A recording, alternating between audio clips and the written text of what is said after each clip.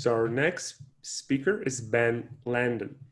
Ben is a Senior Director, Product and Partnership at Cyngn. Transportation technology and strategy thought leader, he's an entrepreneur that experienced in product management, go-to-market strategy, and fundraising for autonomous driving, AI, and semiconductor solution. Ben enjoys writing and public speaking. So with this short intro, off to you, Ben. Thank you.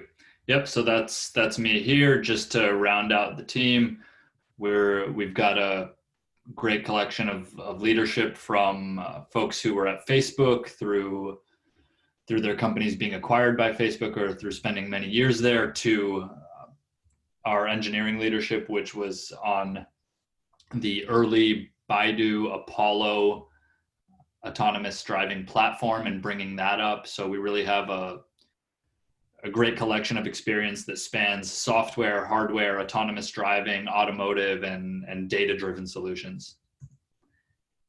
And then we've got great investors too. I just have to put this up because it's really a great collection, ranging from Andreessen Horowitz to Benchmark and Redpoint to some really great strategic investors as well, including Qualcomm, Telefonica, and actually there's a quite long list that were all involved in the round that we raised a few years back. So now jumping in a little bit more to the business and the technology and what we do. So we are an autonomous software supplier, technology developer for industrial and commercial applications. So this, I like to use this quote and augment it with the teal text on the right, because we really see autonomy as a portion of Industry 4.0, or really the ongoing and coming next stages of the Industrial Revolution. And autonomy helps contribute to that. So moving vehicles around is not necessarily a business in and of itself. It needs to tie into the operations. It needs to work alongside humans, because we're going to be working with machines and humans together for a long, long time. And we really look at the opportunity as more, how do we address shortcomings and make work life better and more efficient for those involved, not how do we replace people with machines. So I think that could be highly relevant in the oil and gas space, where there might be difficult working conditions, dangerous working conditions, where you have to run 24/7, 365 operations. Those are exactly the types of opportunities where autonomous machines can help to make a difference. And we are primarily a software company. I'll get into a little bit more of the details later. We have a hardware team, we outfit vehicles ourselves, but we really, from the start, strategically positioned ourselves to partner with hardware manufacturers, because there's so many different skill sets and it's such a large problem space that we really wanted to focus on the software element of the autonomy stack, and really enabling companies that are already great at manufacturing machines, who have existing business with lots of operators, to really take the next step forward and drive the whole business forward. But we also do offer solutions where we directly contract with a site operator and pull in hardware manufacturers. So we can talk a little bit about that as well. But let me just show a quick video now, just to give you a glimpse of some of the things that we've done. So we've been working on this a few years. You can see quite a few of our vehicles here. Those were primarily road vehicles that we were working on with more focus 2-3 years ago. I'll talk about that as well. This is an industrial sweeper that we recently outfitted to be autonomous, working alongside a cargo vehicle. And that was just a short glimpse. It was kind of a few highlights from multiple clips that we have, and those are available online too. So I'd urge you to go to the website or follow up with me, and I'm happy to show more, share more. But that was just to give you a glimpse of all the different types of vehicles that we've been working on for several years now, and how it's contributed to our ability to support more and more different types of vehicles and machines, which we'll talk about in a little bit more detail later. So I mentioned our focus on industrial and commercial markets. This helps to quantify that. So we are immediately going after the the smaller the smaller portion of the autonomous opportunity, which is still over $100 billion opportunity. So this is primarily moving people and goods around typically private property, or at least property that's managed by a specific entity or company, as opposed to out on public roadways, right? Public roadways is where the multi-trillion-dollar opportunities are, but it's also where the longest tail of corner cases occurs, where there's the most commoditized pricing. And we really think that to bring the true value of autonomy to the entire world and disrupt how people live their lives on a daily basis, it needs to start in more narrow applications and grow. Uh, and that's why we've taken the position that we have. And we do see ourselves growing into, and we have several opportunities that we're constantly looking at, that range from some of those applications on the right that do bring us into the trillion type of dollar opportunities, but we're very selective as to making sure that whatever new opportunity we take on aligns with our core focus and the core technology capability, so that we can keep growing that autonomy capability. So this is a slide that has a lot of text on it because it's meant to stand on its own when we distribute these slides. So let me just talk about it instead of reading directly off of it. What we saw in the industry is that there were companies going after the big multi-trillion-dollar markets. Those were more the passenger automotive focused companies. So the leaders that you see in the news all the time because they have billions of dollars of investment and spend into this space, companies like Waymo and Tesla, which are they're doing fantastic things for autonomy, but the way that they're building their solutions out, those billions of dollars and those advancements in technology are not being positioned in a way that the long tail industrial markets could leverage that progress. That was one gap that we saw. The other side of that coin was that, of course, there has been automation in industrial solutions for a long time, but it was not getting the type of investment or leveraging the type of leading edge technology that the new passenger automotive autonomy efforts were. So what we saw was very hard-coded basic automation that could just automate a very specific function in a very specific place, usually required high capex to get it going, wasn't repeatable. So the second time you did it was just as expensive as the first, and the 100th time you did it was just as expensive as the first, which obviously was a scaling issue, and that these operations were still relatively siloed. So you weren't getting the type of data insight and sharing and really industry 4.0 type of unlocking of capabilities that I mentioned in one of those earlier slides.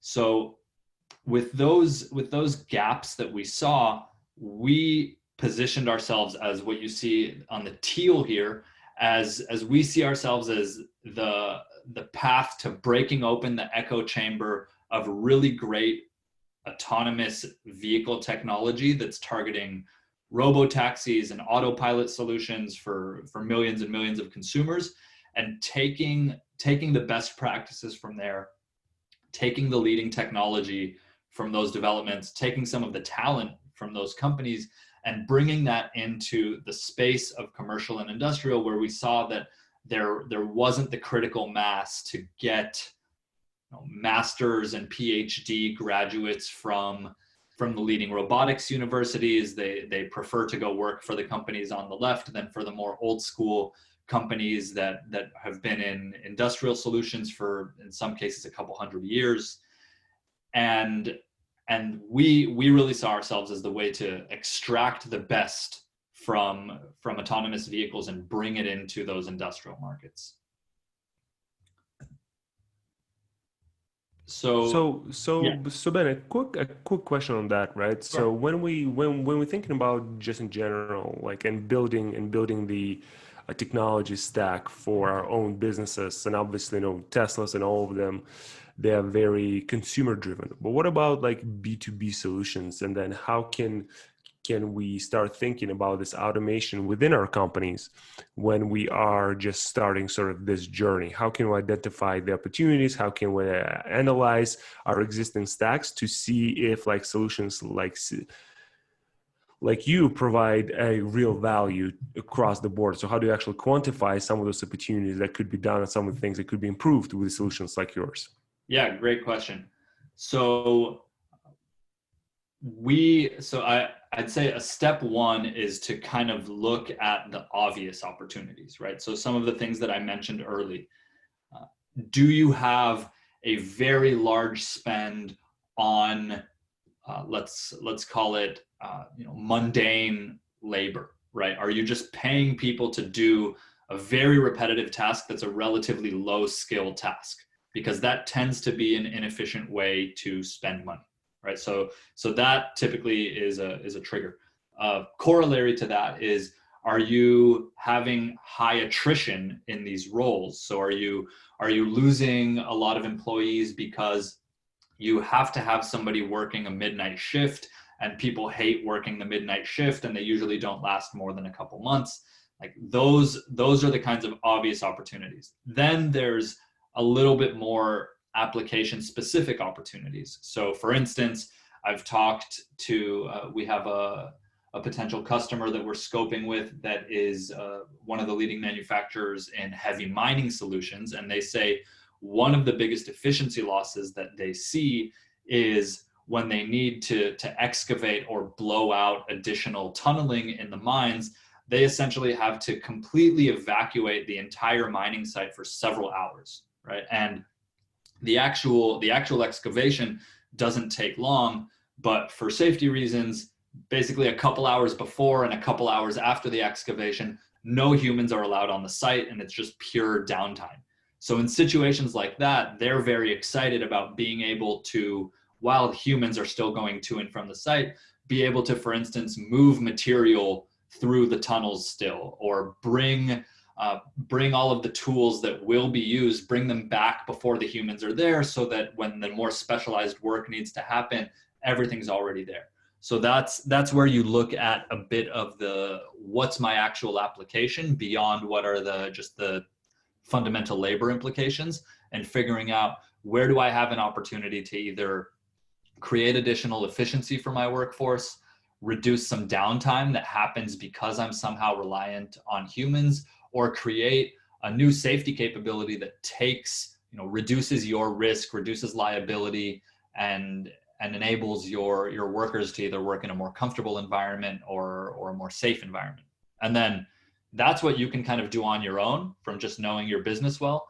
The follow-on steps is that we actually, when we engage with customers, we tend to do what we call our applied autonomy study, which is that we'll actually do a site visit, and it's kind of like a consultation on the autonomy deployment down to the level of, for example, where should typical pickup and drop-off areas be? What areas will be accessible to the autonomous vehicles? Are there things that we need to build into the map that because there's a high traffic or high risk area, a blind corner, for instance, that needs to be addressed in a unique way? And we'll do that type of technology assessment that also includes what are the vehicles that will be used, what are the sensors, and how does that trade off with the budget that's required here. And then we also have partners. If you're looking beyond we're the autonomous technology experts. If you're really looking beyond, how do I totally transform my business to leverage the new data that will be created? What are the changes that I need to make to integrate this? We actually work very closely with one of the largest management consulting firms in the world, and we can pull them in to do kind of a full-blown digital transformation consultation. And between those three kind of progressing steps, you can figure out everything from the very simple opportunities of where to create new value, all the way to the implementation details and how to totally revolutionize your business. So on that note, right, is then that's sometimes when we're talking about autonomous driving and in artificial intelligence, some people say that this A is actually stands not for autonomous or artificial, but stands for the augmented. Hmm. So how do you think that companies can build the confidence in those technologies? Because obviously that, well, what you say is great, and I think everyone sees the value in it. But how do you actually build confidence in those technology are actually safe and can deliver what kind of the vision is? Yeah, without a doubt. I mean, a lot of diligence needs to be done. We do everything and can work with our customers on everything from showing demos, showing pilot deployments that show a specific capability, and test for uh, exemplify how we react in difficult cases. We obviously have a body of work. I mean, we've been driving these vehicles autonomously for a few years, so we have a body of work that shows what types of disengagement cases we've run into, how we've addressed those, how we've improved beyond those to not have those again.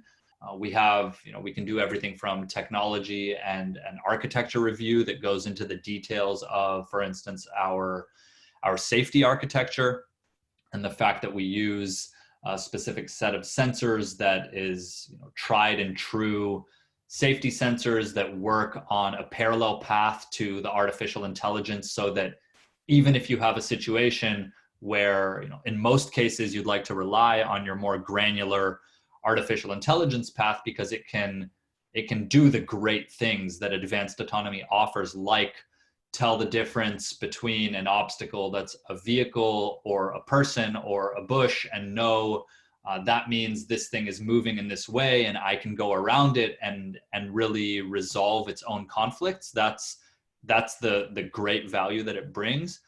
But in the cases where that system is not totally sure, because it encounters something new, or because there's, like in California today, I don't know who else is out here, but it's almost 10 o'clock and it looks half dark and half orange sky with smoke. And so in situations like that, you still always have this safety fallback plan. We have a product that we call the virtual bumper that I actually don't think that I have a slide for in this particular deck, but that is exactly the type of thing that, even when all else fails, it will never let you get into an accident with anything in the vicinity of the vehicle. So anything within a few meters has essentially an emergency override, so that the vehicle, in a case of uncertainty, can still have a fail-safe maneuver, can still either come to an immediate stop or go over to the side of the road. And that's why I think augmenting artificial intelligence and augmenting autonomy is really the way to think about this in many ways, right? It augments human capability, it augments our current workforce, and we're also augmenting these new artificial intelligence systems that do amazing things that we haven't been able to do until the last couple of years. But that's not to say that because we have those systems, we scrap everything else that's highly reliable and has been working for a long time. We go for the best of both worlds. So on that note, in terms of kind of like talent and making sure that we look after our people, making sure that we create a good sort of environment. So do you think that there is that the assets, the human resources that you have, and you can free from introducing technologies such as yours, do you think that kind of like upskilling should be a part of this whole enterprise, that you start with technologies like this, but you also think, okay, you already have people who are knowledgeable of this particular space, they already know your company, and do you think that upskilling should be a part of sort of like this exercise? Yeah, I think it ultimately depends, right? I've talked to customers who see the autonomous solutions. When you go semi-autonomous, they see it as a form of upskilling. So let's say, just for sake of argument, that you have like level 1, 2, and 3 operators, where level 1 is very basic, only allowed to use certain machines. Level 2 can use all machines, but they're not considered very advanced. Maybe they have like lower throughput scores, and level 3 are like the superstars, right? So the way I've talked to some customers is that they see augmentation through autonomy as an opportunity to, for instance, make a level 1 operator come into a level 2. So either by creating some additional efficiency or by automating certain aspects of the machine operation that lets a less skilled worker now operate a more complicated machine because they don't need to worry about as many attributes within the vehicle. Or for somebody who knows how to operate a vehicle but maybe suffers due to some efficiency losses, now you can take away some of their mental cycles that they need to attribute to certain operations that slow them down. You can automate those and allow them to do things that create overall increased efficiency, right? So that's one way that we've seen these used.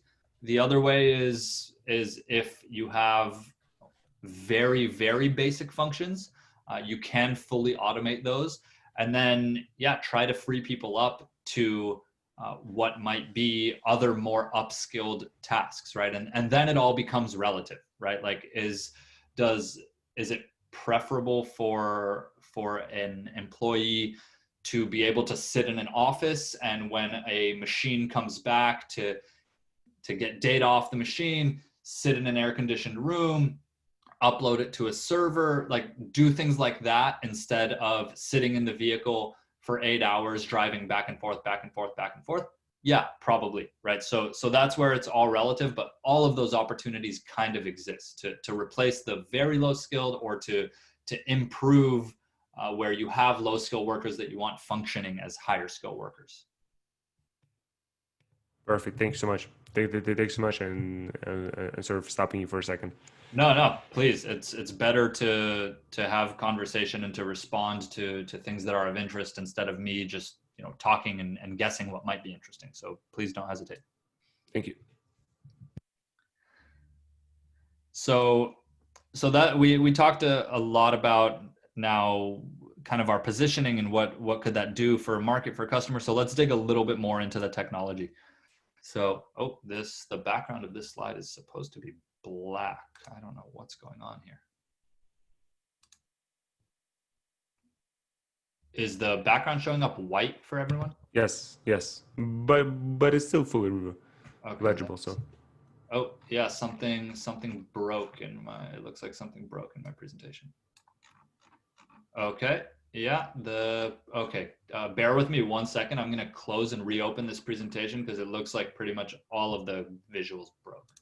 Yeah, hopefully just a quick close and reopen. Hopefully we'll fix the problem here. Of course.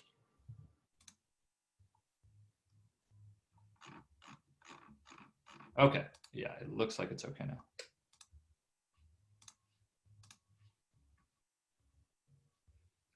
Yes. Yeah, this slide looked like it was still going to be okay, but seeing some of the other slides, those were going to look very bad. So thanks for bearing with me there.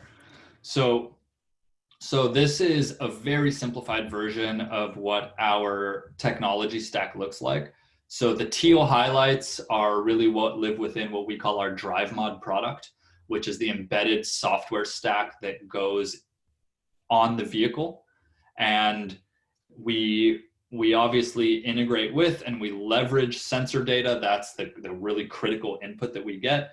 And the output is basically commands that tell the vehicle what to do. So our sweet spot, the bread and butter, is really in the teal middle area. But we obviously have to interface with the sensors where, because of that, we have sensing experts. We use a variety of cameras, LiDAR, radar, ultrasonics. We can use all of those depending on the application needs.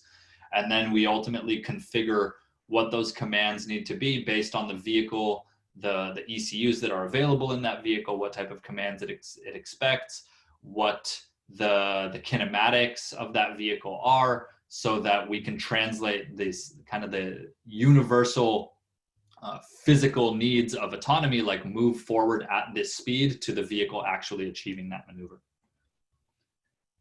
And one of the most critical and most difficult from a technological perspective elements to that is perception.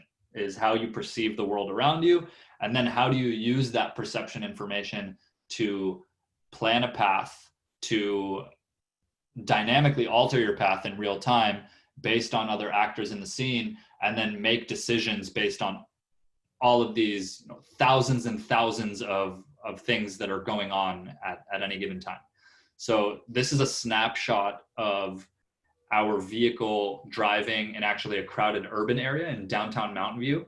And like I mentioned before, like we use a lot of the best practices and we use a lot of the development methods of the Waymos and Ubers and Teslas of the world. And that's why we go and test in highly complex mixed traffic environments like this, so that when we go to a mine or a seaport or an oil field, we go from a scene where we've operated successfully with hundreds of actors at speeds up to 40, 50 kilometers per hour, to typically scenes that are limited, that you won't see more than maybe 5 other actors at any given moment. And the speeds tend to be 10 kilometers or less, especially when you're operating with more heavy machinery or in tight quarters. So that's really an element of what lets us show our customers also, look, we're designing well beyond what you need. We're operating within that operational design domain, and scaling it down is actually much more logical than trying to scale up towards something that hasn't been done yet. So we have a question on that topic. So what about the weather? So you obviously said that like cities are more complex in terms of the actors, but what about the weather? Maybe there's a sandstorm. Maybe you're on the offshore oil platform where it's like slippery and cold, or maybe you're somewhere in subarctic conditions. So how do you actually sort of like keep track of the non-moving environment?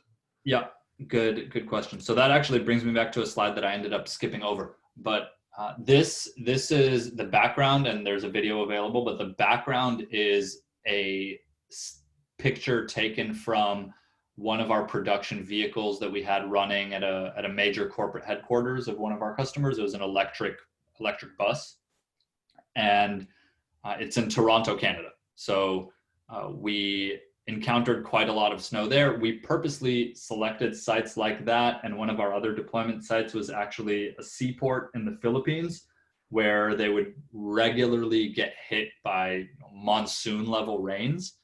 And the answer is that it is difficult, but our belief is kind of this train hard, drive easy motto. You won't be able to do it unless you start exposing yourself to those kinds of difficulties and position your technology, position your operations in a way that when you see that it creates an issue, be ready to react quickly. So for instance, what happened here with the snowstorms in Toronto was that it snowed 30, 40 centimeters overnight one day.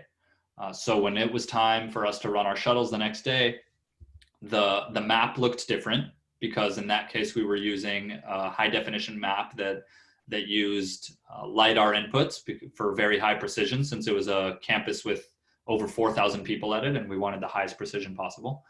And the map looked different, and there were now new obstacles. There were basically walls of snow that didn't exist there before. So we notified our safety operators to be on extra alert, be ready. If anything looks out of the ordinary, take over the vehicle. It's safety first all the time. But we were also constantly collecting data, and we immediately put our engineering team on creating solutions that would help solve this problem for the future. So for instance, what this resulted in was a new LiDAR model that was not AI based, that would take returns from the lasers and be able to filter them for detecting unidentifiable objects. So if a bank of snow, very difficult to say exactly what it is, or because it has different shapes, it's all uniform color. But we quickly released a new model that let us detect exactly where banks of snow were, so that we would never run into them. And that also then extended to the core capabilities that we now use in many other cases, which I'll actually show an example of it when we jump back to another slide, which is the ability to detect things that detect objects that the AI models don't have within their vocabulary, right? So with AI, you train them on specific types of data and they start to learn very well.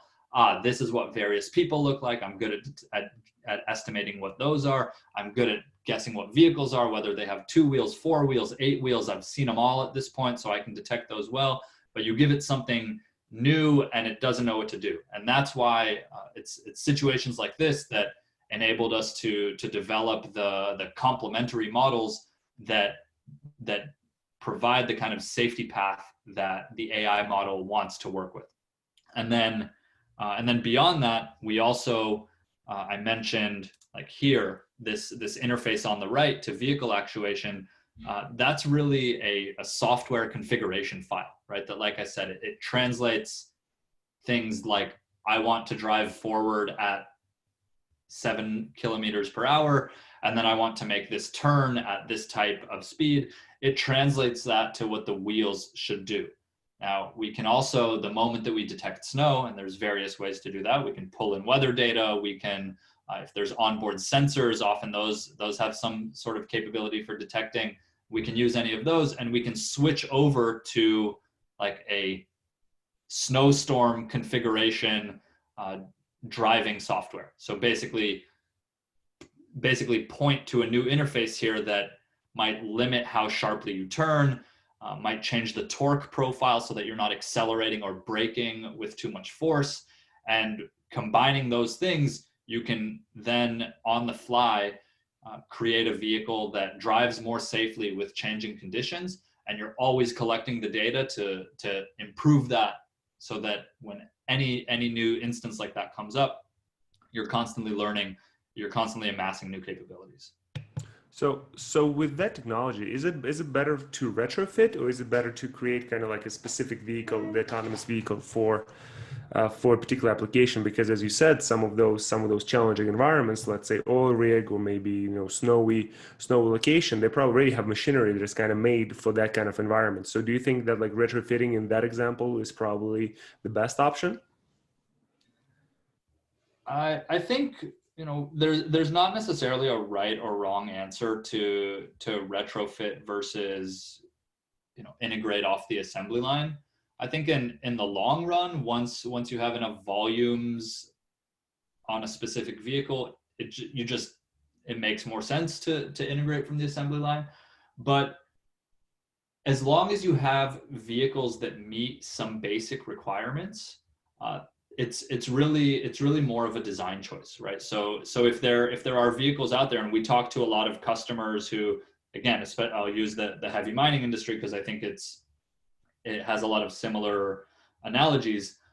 Like some of these vehicles cost $1 million, $2 million per vehicle. So customers want to use those for the full lifetime of that vehicle. And retrofit is a very specific focus. They have to retrofit, or else it's going to be too expensive, and nobody's going to transition to autonomy for years and years and years. So in those cases, you have to just look at, well, does the vehicle support being integrated with a retrofit autonomy system? If we know that we chose that vehicle because it deals well with sandstorms or with snowstorms, then great. It checks certain boxes, which if you were looking at a new vehicle of, do we want to do a more integrated from the assembly line, you'd have to look at checking those same boxes too, and say, are we selecting a vehicle that is capable of operating in these environments, regardless of whether it's autonomous or not? And it's really just a balancing act to say what makes sense in terms of time to deployment, in terms of complexity for bringing the solution online, and really more than anything, cost considerations, right? Does it make sense to have a big investment up front, or does it make sense to do phased retrofitted rollouts? And that's a lot of what we look at when we do the applied autonomy study. And especially if, like I said, if we were to pull in the management consulting partner that we have, that would really look at, hey, how is this going to impact all your assets moving forward? Right? I think there's not necessarily a right answer there. It's going through the process brings you to the right answer. Thank you. So then coming back to this, just to explain what's happening up top, maybe you've seen before, it's a camera image because that's what we as humans understand.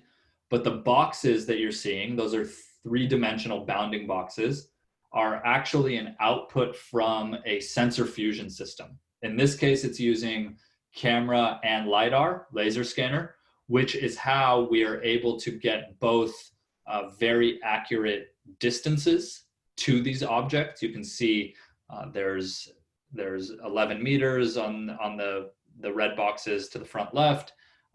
That accurate type of distance tends to come, it's better from the laser scanner than from a passive sensor like a camera. But the camera is really good at semantic information, right? So the camera is much better at telling apart details of the object, like, is it a human on a bike? That's much harder for laser scanner. And that's why we use sensor fusion. And what you see in the bottom, though, is really the magic sauce, right? Because that is how the drive mod system, our software product, sees the world. So when you look at this abstracted view, it does a few things. One, you strip away a ton of kind of useless data in the form of tons of pixels and laser returns that just are not adding value to the scene because you know that they're just part of the static map. So you're boiling it down to this vectorized view that makes you much more computationally efficient, which the important thing for that is you make decisions and you react faster to the world, and you also lower your costs for computation, your hardware costs. And then beyond that, it's just the fact that this view, I mean, you can represent any scene like this, right? Almost any vehicle that is autonomous will have lanes that are recommended that it should follow, that it can stray from if it needs to, according to how you design the logic and the rules. It needs to be able to detect how actors in the scene are moving according to that map, to the recommended lanes that exist. The analogy that I like to use, it's kind of like your map is that you put the chessboard and then you're trying to figure out where all the chess pieces are and where you're allowed to move and not allowed to move. That's how the mapping and the perception element works together. And then you're making these predictions. The trajectory predictions are the pink lines, and you're responding to those by we use these dynamic fences that mean, hey, there's something that I'm responding to. Red means I have to stop. That can be because it's pre-programmed, there's a crosswalk, or because somebody's walking into your lane. And those can be yellow, which means I need to slow down, or it can be green, which means, hey, I see someone who's kind of close to me, but they're not actually affecting my current path yet, but I'm kind of on the lookout.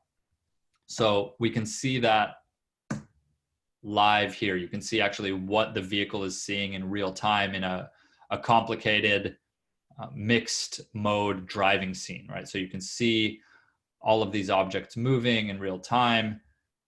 The decision fences are changing according to what's going on. We have our planned path that we've been able to successfully follow here. And again, you can see those decision fences changing based on approaching a crosswalk and how other actors are moving. And through representing the world in that sort of abstracted way, that's really the key element that lets us keep ourselves as a software-centric solution and create through integrating with the right vehicles, through integrating with the right hardware, create this capability to address various different types of applications. So you can see on the left, we're out in a field detecting a tractor and a farmer instead of people in downtown Mountain View.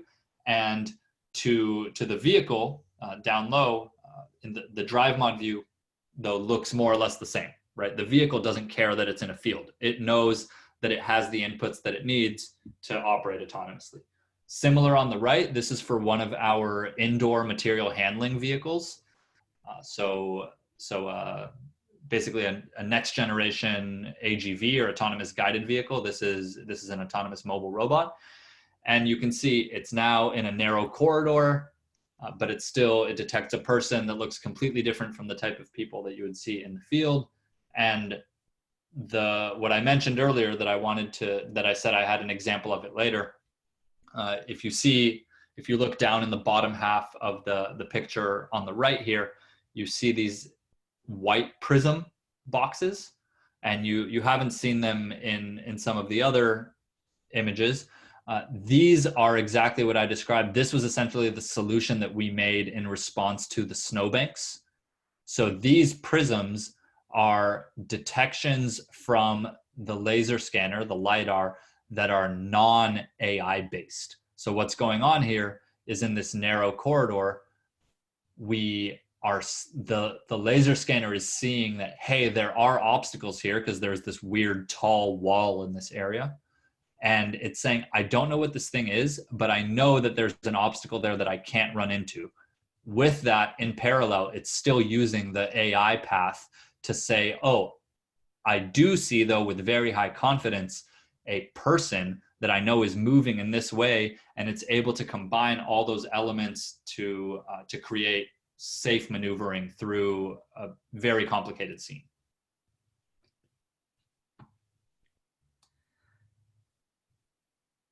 And let's see, I'll just hit, I think, a couple more slides because we've only got about 15 minutes left. And no, we're good. We're good. We have like until the end of the hour technical allocate. So don't worry if you have time. Okay. So I'll just hit a couple more things. So that, oh, sorry, this is a better transition. So that's been a lot of focus on DriveMod, right? Which, like I said, that's our embedded vehicle software. It's really where our major core competencies are.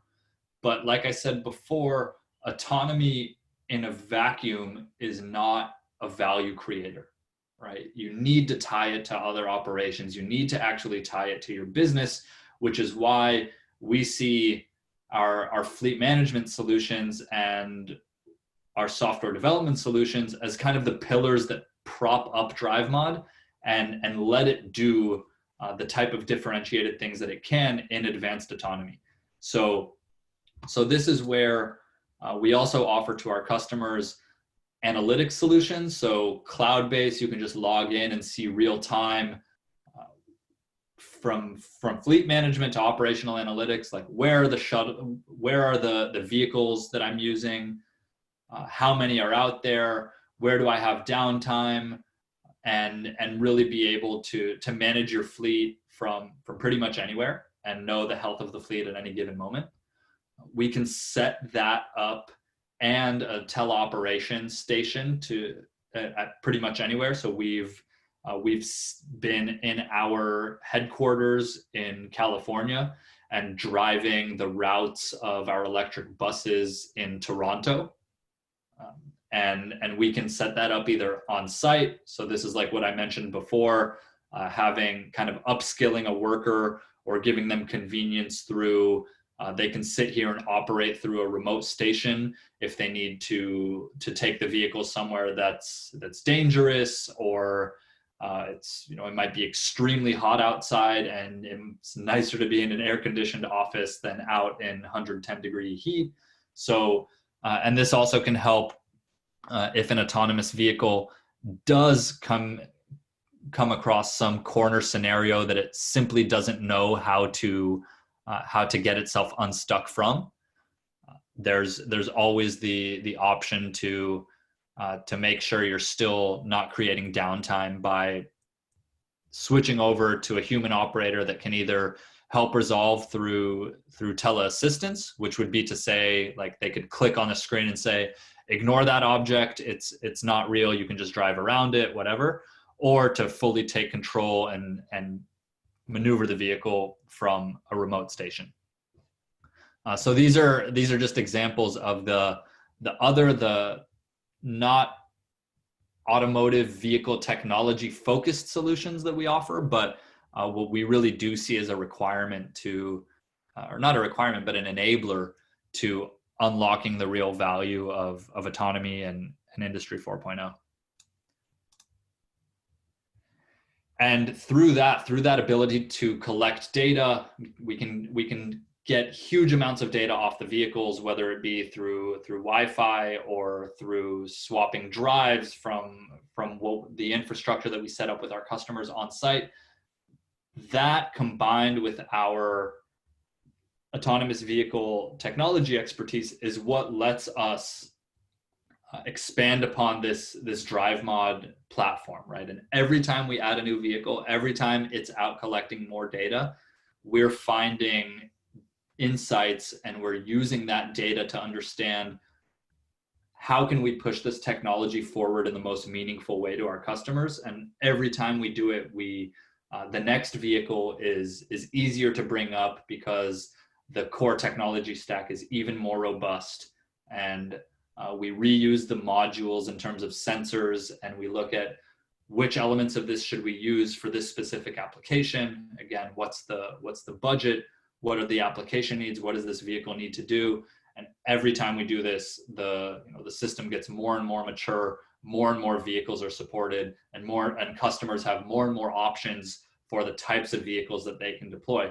And that to us is what we see as one of our positions of strength, is if you have a heterogeneous fleet where you use multiple different types of vehicles, if you go with vertically integrated vehicles, the folks who manufacture their own vehicle and provide you a specific type of vehicle, hoping that you have a specific type of problem and can use that vehicle. If you have 20 different vehicles and you want to make them all autonomous and you're using those types of suppliers, you now have 20 different types of autonomous vehicle technology suppliers with 20 different systems that you have to try to connect. Our approach is to say, we'll handle the software, we'll work with you and the vehicle manufacturers, and we'll be your autonomy technology supplier. And we'll be the connecting point, the glue that lets all your vehicles work together across all these different operations and not have to fragment your autonomy supply chain. So a quick question on the data piece. So and I know that you kind of heard the previous speaker, right, about like detection and just collecting the data and all of this. So do you think that your vehicles could sort of be used for the patrolling, and that data that they can collect could be shared with the kind of like owner of that particular vehicle, so they can analyze it, to do the leak detection, to do maybe some activity, some surveillance in general? So that's the first question. And then the second question is that, besides sharing the data, is that can you actually sort of send the vehicle to the certain location? So again, let's say there's some leak detected and you want to see what is happening, and then you just send your autonomous vehicle there and they check it up. 100%. Yeah. So I'll answer those in order. So yeah, I mean, firstly, like those are all things that we would address together if we were to engage in business together. I mean, it's on your site. It's your data, and we think that you're going to get value from that data. We don't have an interest in hiding your own data from you. So if anything, we want to give you tools to assess where that data might be valuable, right? Because these vehicles are going to be generating, gigabytes upon gigabytes of data per hour, and they might generate terabytes per day. So we also don't want to it's not useful to just say, here, we created a ton of data for you, go use it. You could use our analytics tools to say, a certain type of object was detected by one of the vehicles out here. That means I need to send someone to go look at that, because that could be a risk, right? And you could pull that data and look at the feed. We store them in ROS bags, which is the robot operating system that we use. So all we're going to do is expose additional data and work with you within your needs, within whatever the laws of the governing area are. Make sure that we're doing everything right to create additional insight and value for you. And then it's with those tools, specifically like with the fleet management tool, that you could absolutely, we call it like an ad hoc route.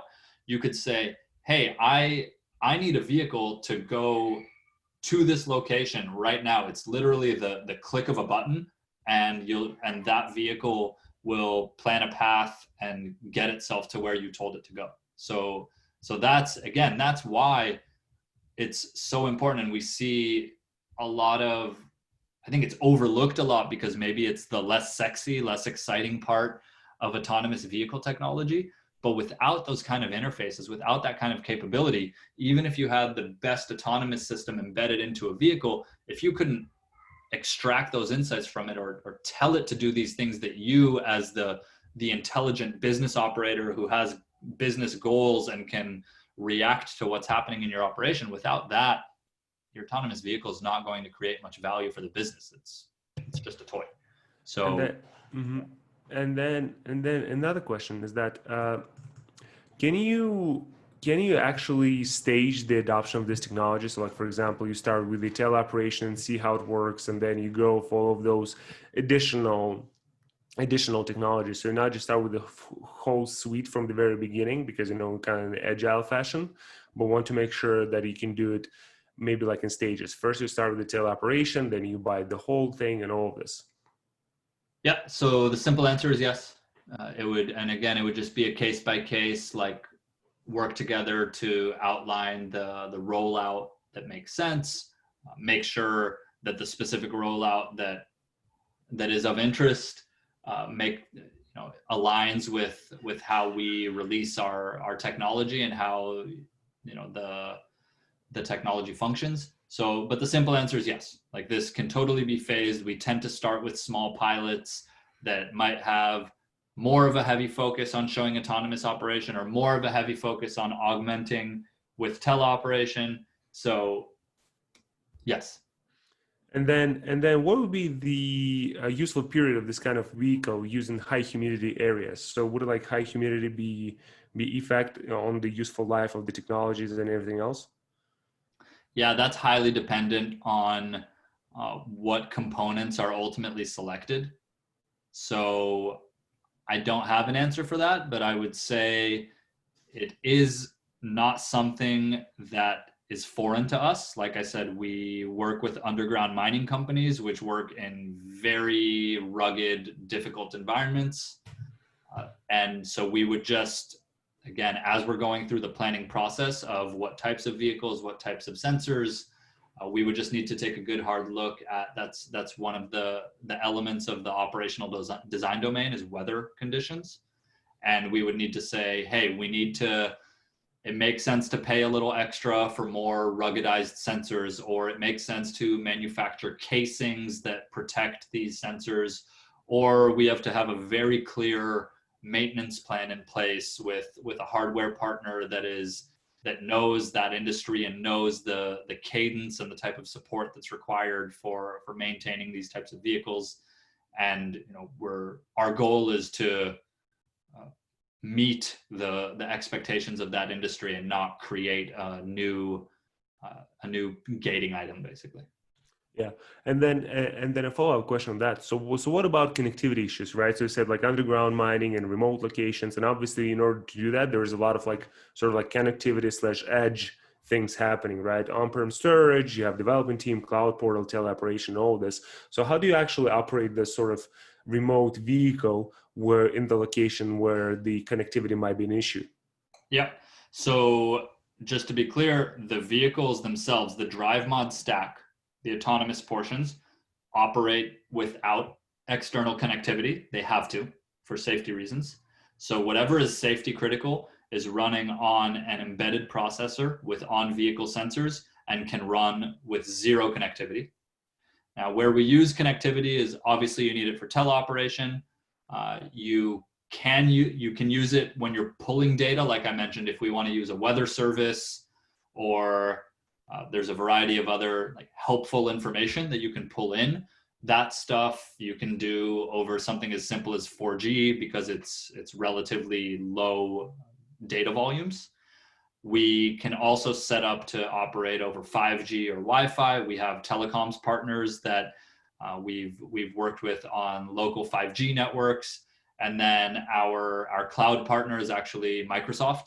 So when it comes to setting up servers, doing the combination of on-prem, whether it's data processing or storage or pushing that to the cloud, we tend to work with Microsoft on that.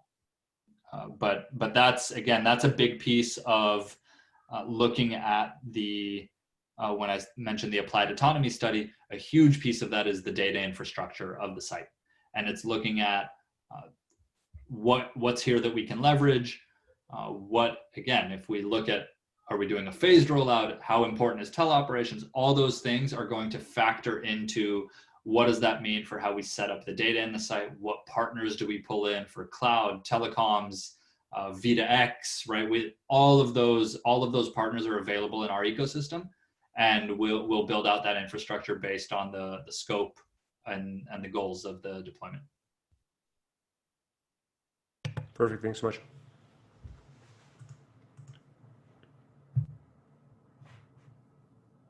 I think that for me, there's, I have hundreds and hundreds of slides if I really want them, but I don't think anybody's going to enjoy that. So I think I'm happy to just kind of take questions with whatever time is remaining. I can kind of play a video in the background that shows a few of our other recent vehicles and those working together, but I'm happy to take questions, right? So that's the electric shuttle that we've been using. That's one of them that we've been using in production for years. This is a cargo vehicle that we recently released a prototype of. That was some indoor mapping and automation. And then this is a couple vehicles. You'll see them working here in tandem autonomously. So they're seeing one another. You'll see them in a moment react to a person and pull over for a delivery, as well as then the following vehicle will actually detect what's going on and adjust its path to go around the pickup. And then this is, like I mentioned, that teleoperation, the remote station. This shows, when you're dealing with huge data volumes, we literally can just pull drives out of the vehicle, plug them in, and they're up on Microsoft Azure and available to the analytics platform. And so it just kind of shows little highlights of everything. There's the cargo vehicle driving off. And then finally, the sweeper prototype that I showed early on, the industrial sweeper, is just cleaning up after the day's work. Like that's actually a specific case where a customer that we were working with told us that that they had just a huge spend. It's a major grocery retail chain. Told us they were just spending tens of millions of dollars on sweeping labor, essentially. And so that was a perfect example of the customer identifying where they had an opportunity to create autonomy for a fairly mundane and repetitive task that was a large spend for them. Thank you. We have a quick question here. So in terms of, like, in your video you show the masks, and I think that's what probably this question is, that have you learned anything from COVID-19, and did it help your business in any way? Because like that kind of like autonomy became more needed than ever. Yeah, it was definitely a double-edged sword. I mean, honestly, I'd have to say it's had more negative impact than positive impact, just because autonomy is not a ready off-the-shelf technology yet. In most cases, it requires some partnership and co-development, and that's just hard to do with the COVID guidelines. And it also just, most of the world's response to COVID was to tighten up budgets. So primarily we saw a lot of companies who were interested say, hey, we need some time. Actually, we're going to stick with the status quo for a little while. Then we have kind of the leading early adopters that still want to push forward. We did get quite a few opportunities though, where there were essentially COVID response task forces within various companies that said, we want to remove people from this part of the process because we see it as introducing very high risk. And so there were some new opportunities that came up, but I would say that the the issue with autonomous technology right now is not a shortage of opportunity. It's that there's tons of opportunity that the technology is still, only ready to take on one by one. And so when you consider that that's really where the state of the industry is, COVID hurt more than it helped. Yeah, that definitely, I think a lot of our participants can relate to this. But speaking about status quo, right? So it's kind of the general idea is that, if you don't do anything, that you kind of stay where you are. But unfortunately, the current environment is not necessarily the case, right? Is that status quo? You might not be doing anything to change the status quo and operating as it is, but there are going to be so many disruptive companies who are popping left and right, and they're going to come in for your status quo, and pretty much your status quo will be a position of high threat unless you choose to act now.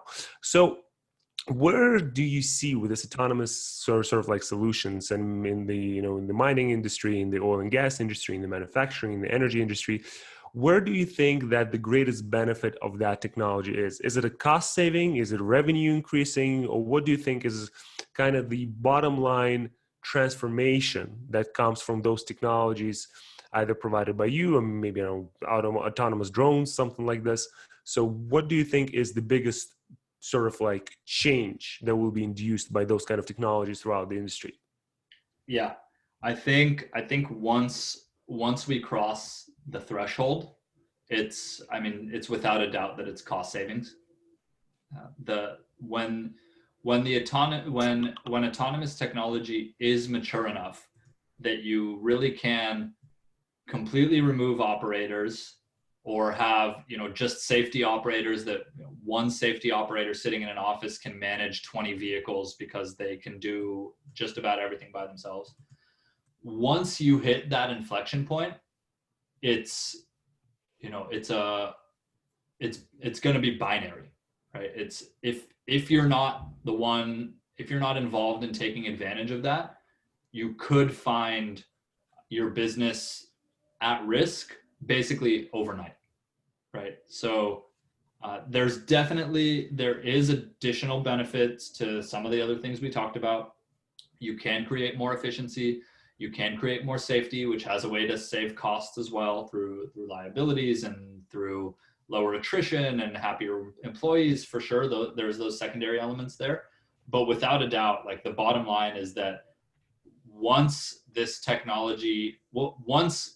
companies integrate autonomous technology in a really scaled, production oriented way, their competitors will not be able to compete on unit economics. And so, just like with anything, right? Autonomous technology is an investment.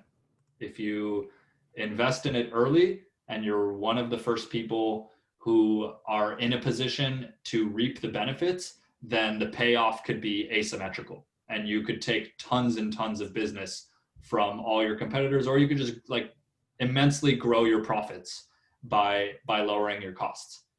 And the flip side of that is, if you wait around and say, hey, I don't want to be involved in it, when it's ready it'll be commoditized and then everybody can buy it, I don't know that it'll reach that level of commoditization before your business is at risk from the people who did make the earlier investment to make sure that it was integrated into their business before it was commoditized. Perfect, perfect. And then we had another question coming in. So, are autonomous vehicles reliable or will be capable of being deployed in difficult and or hazardous terrains, calling for increasing number of type of sensors that generate the data? Examples, use cases in mining operations are smart drilling, connecting mines, remote equipment maintenance. So I guess if I dare to rephrase, is that what if you need to introduce some additional data for the operation? What if you need to, I don't know, maybe do some telemetry that is beyond your current capabilities? Yeah, that's why we build, this DriveMod platform is modular, and it has lots of different interfaces. And we're like, let me be clear, like, we do not see ourselves as We have to write every line of code. We have to provide every single piece. Like we want to work with experts in the field. So if there is a great telemetry solution in mining or oil rigging or whatever, and they have solutions, and we work with them together so that we can pull in their data so that we can, we focus on moving the vehicles from A to B and positioning them, and some other robotics or telemetry company deals with some manipulatable arm that does some other activity and then brings in that data, which can then be leveraged through the fleet management portals. Like that's exactly where the holy grail of autonomy starts to go to, is to start pulling together all those data points. So we're just getting ourselves ready to be able to play nice with lots of different data systems, including the ones that we honestly never planned to develop ourselves, that we fully think we would partner on.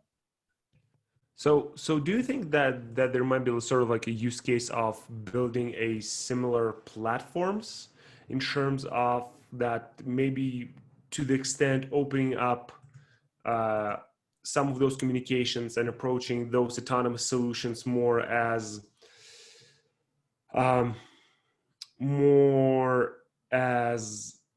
kind of open source in that sense?